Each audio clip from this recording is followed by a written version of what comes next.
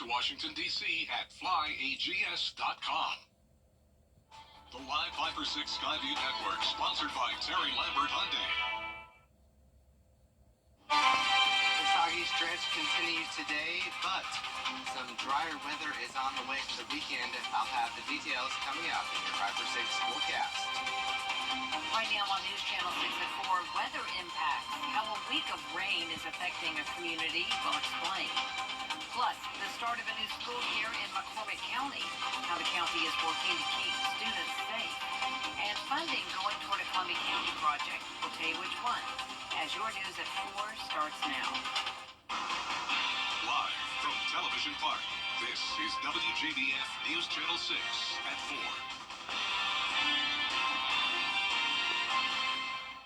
Good afternoon, everyone. I'm Jenny Montgomery. Thanks so much for joining us. Brad's off today.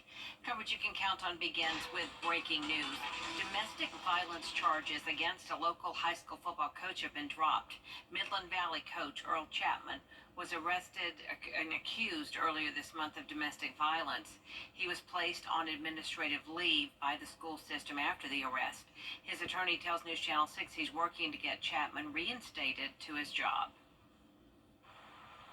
Some people living in Aiken County are speaking out about a few washed out roads in their neighborhood.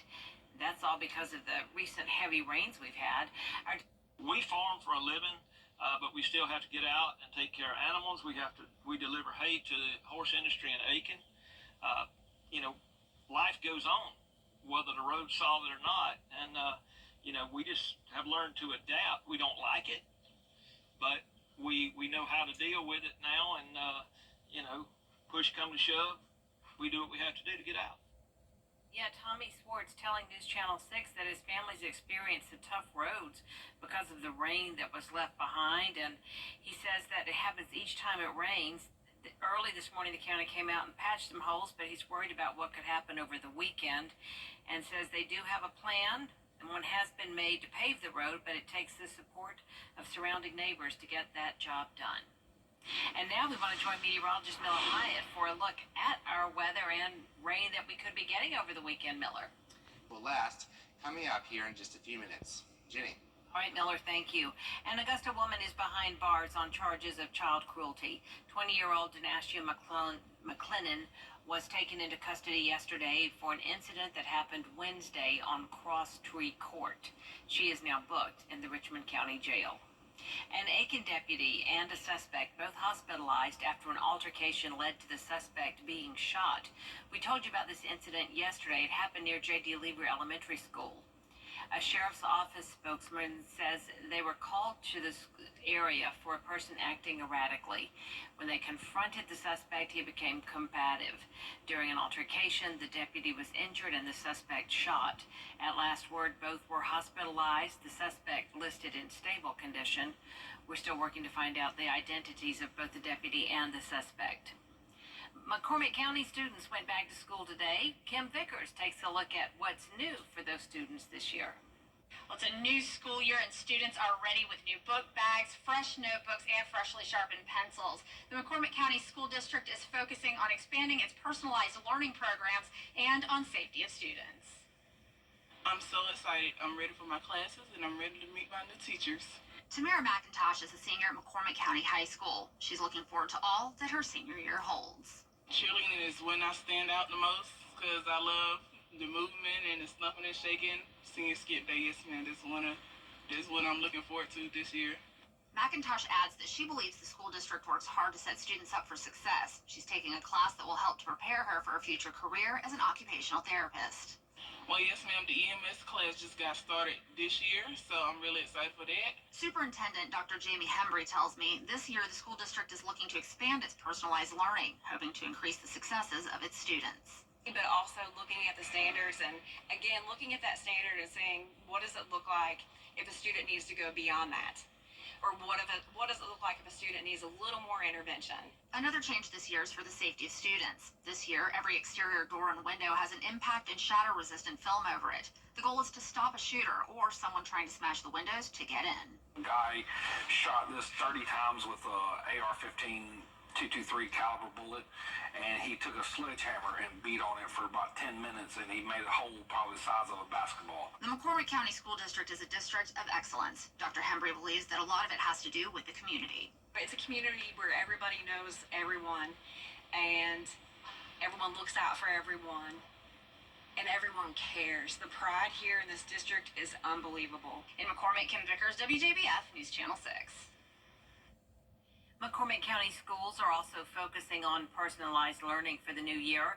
The school district is one of 3 in the state known as a Lighthouse District. It means they work to create individualized learning for students from pre-K through 12th grade. Over the summer, teachers received training to help more students this school year. It is very important that we individualize for students and wanting to make sure that students have everything that they need. One of the wonderful aspects of this is that we're all on one complex, so all under one building, elementary, middle, and high, and so we can definitely make personalized learning work in all facets. This is the 4th year the school system has been designated as a Lighthouse District. A new interchange that Columbia County leaders have been pushing for 15 years now will finally become a reality. It will be on I-20 at Louisville Road. It's currently just an overpass. Hannah Latier is live there now with more details. And Hannah, some funding was recently secured. Jenny, Georgia Governor Brian Kemp is putting $1.5 million of surplus funds into the project, part of a bigger investment into state transportation infrastructure. Right now, the project is in its preliminary design phase, totaling $4 million. The next phases are engineering, right-of-way acquisition, and construction, bringing the project's estimated total to $175 million. The county is working to secure the remaining funds to build the interchange, but this is the first step to hopefully reducing congestion and improving traffic flow in the growing area, especially to Fort Eisenhower. We see it being a great thing for Columbia County. We see it being great for Grovetown. We've even talked to South Carolina. There's a lot of folks living in South Carolina that travel to Fort Eisenhower on a daily basis. So even the South Carolina legislators is looking at this and saying this is a good idea. Now, there isn't a date for when the project should be completed. That all depends on how soon they can get the funding, but we will keep you updated on the next steps. In Grovetown, Hannah Latier, WJBF News Channel 6. Hannah, thank you. A major sinkhole on Walton Way in Augusta is still under repair. 2 opened up late Wednesday night at the entrance to Windsor Court neighborhood. A smaller hole has been repaired, but the larger one is still there. The district commissioner says it was caused by old sanitary sewer lines and storm lines. The utilities department has taken the lead on the issue, and a contractor will repair the sinkhole. We are taking a look at the big issues facing Augusta on the next edition of the Means Report.